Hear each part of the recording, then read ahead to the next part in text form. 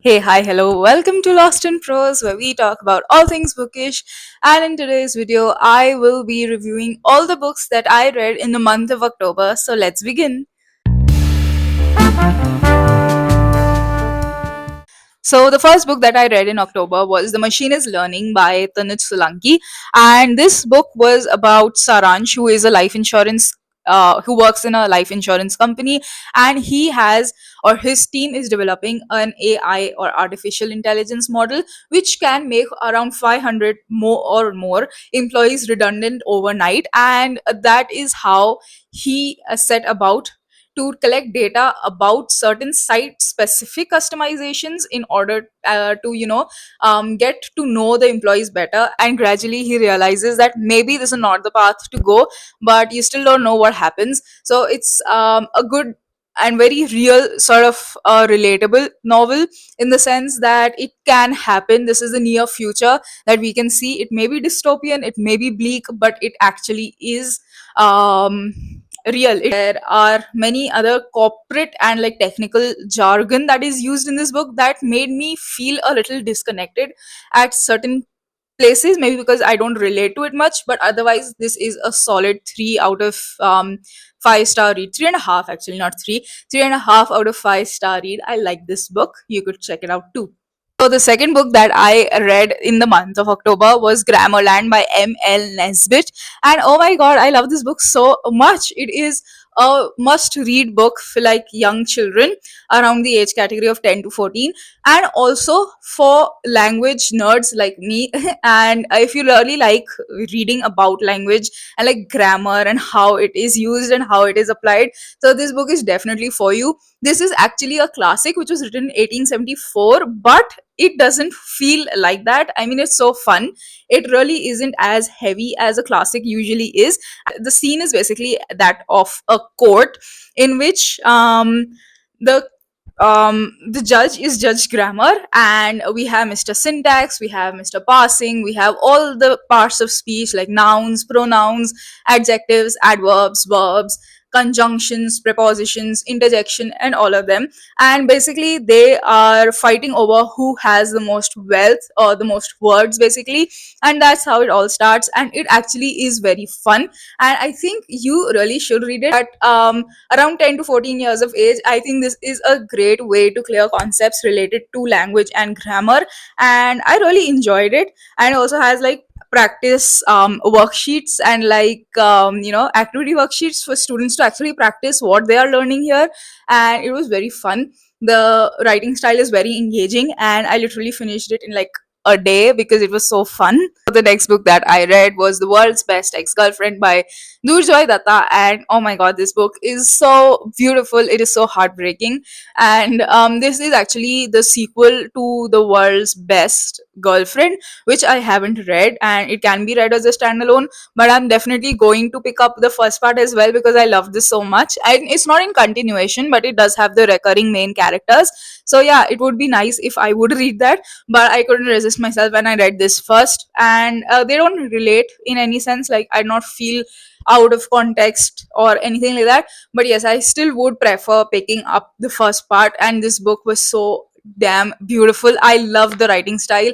I have read other Durjoy Datta books as well, but this one was slightly, I don't know, it was different in his writing style. It felt as if it has, changed and it's more fresh. I don't know, somehow I just liked it so much. Basically follows Daksh and Achal, who again meet under improbable circumstances, that is at a friend's wedding.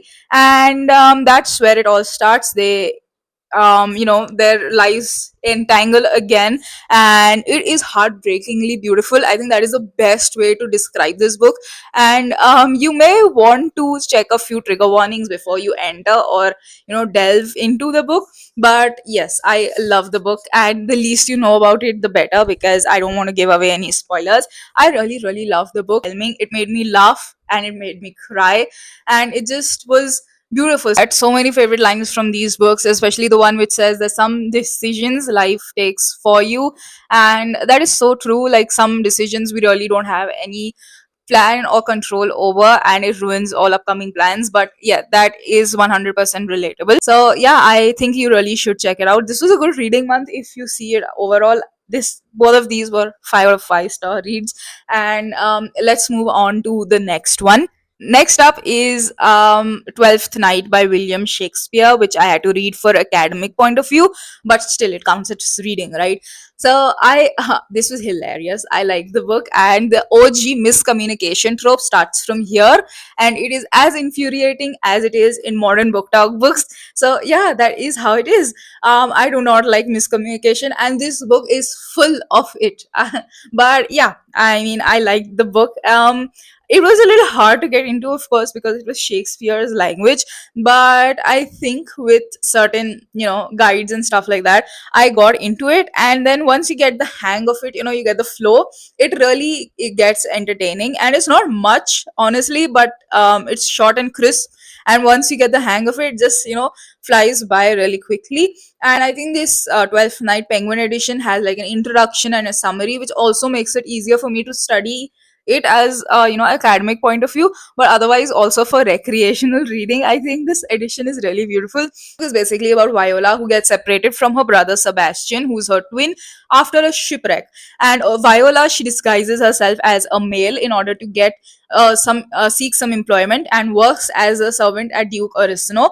And Duke Orisino wants to um, impress a countess named Olivia, but instead Olivia gets infatuated by Viola, who is dressed as a male servant, and that's how it all begins. So basically, this is a festive comedy, or basically a comedy of manners, and that is how it all begins. I'm also reading The Rivals by Richard Sheridan, which was more easier to read than this, of course, because that was written a little later. And yeah, I really am enjoying that as well. That is a comedy of humors as well as a comedy of manners. But yeah, I really enjoy reading that. I'm really enjoying reading that as well. So I will definitely try and review that in November. And moving on to the next book that I read in the month of October is The Thursday Murder Club by Richard Osman. Oh my god, I love this book so much. It is heartwarming and very feel good, sort of. But can I say that about a murder mystery? I don't know why. It just feels wrong to say that it is heartwarming, and it is very I don't know, it's very cute. I don't know, I don't want to say that about a murder mystery, but it is what it is. I love this book so much.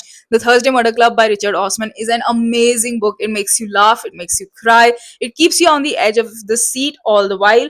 Oops, my bookmark came out of it. So anyways, it keeps you on the edge of the seat while everything happens, and this book is definitely worth your time. This book revolves around, and the least you know about it, the better. So this book revolves around four friends at a retirement village, and that retirement village basically is hot and happening all the time. But those four friends, they meet every Thursday to solve cold cases, unsolved murder mysteries, and stuff like that. But then a murder mystery happens at their own retirement village, and that's when it all gets very interesting. So you get a very good character sketch of each and every character, how they are, what their temperament is, and everything like that. And I think this book is really fun to read. It may seem a little slow for many people, but honestly, the second half picked up. The first half was a little slow, I had to agree with that, but I think once it picks up, it really picks up, and I really love that about the book. So I think you should check it out as well, The Thursday Murder Club. I can't wait to get my hands on the other three books of the series, but now that I bought this in hardcover, I'm thinking of buying that in hardcover as well, so we'll see. All right, the last book that I read such a variety. Like, we have children's books, we have classics, we have everything. So the last book that I read in October was Diary of a Wimpy Kid Hot Mess. I have the entire collection, and buying the latest one completes the collection all over again. I love Wimpy Kid, my younger sibling, and I absolutely love it. We devour it every single year. It comes out in October, and we are the ones to buy it. This one I bought a little sooner. Usually I wait for the price to go down, but this time I couldn't wait. I don't know why. So the Hot Mess is the 19th book in the Diary of Wimpy Kid series, and it basically revolves around Greg, who is stuck at a family gathering where all his family members are there, and mostly maternal side. So that's how it all gets messy, and it's really fun. I really like it. You let me know if you have read other Wimpy Kid books as well. If you have ever read a Wimpy Kid book, do let me know in the comments below. I personally enjoy each and every one every year. So, well, yeah, these are all the books that I read in the month of October, and I'm actually very proud of all the books that I read this month. And given that I liked almost all of them, do not forget to tell me how many books you read in the month of October. And well, that's all for today. Do not forget to like, share, comment, and subscribe. And wishing you all and your family a very happy Diwali. Goodbye.